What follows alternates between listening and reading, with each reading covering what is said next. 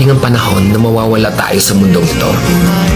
At kapag dumating ang panahon na yun, hindi mahalaga sa kung gaano karami ng pera ang naipon mo sa bangko. Hindi rin mahalaga sa kung gaano ka successful sa trabaho or sa business mo. At lalong hindi mahalaga sa kung gaano kaganda ng mukha at ng katawan mo. Dahil ang mahalaga pagdating ng panahon na yun ay ang sagot sa tanong na naging masaya ka ba? Nagawa mo ba ang kagustuhan ng puso mo kahit pag-gaano ka malito sa mata ng mundo?